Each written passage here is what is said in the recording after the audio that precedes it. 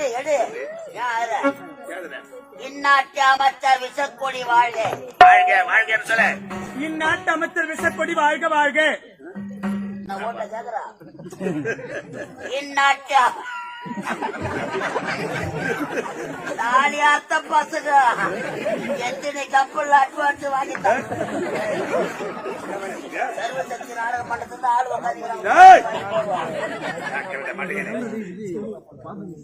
மதியம் 1 லட்சம் தான் எனக்கு. மதி தெரியுமா உனக்கு?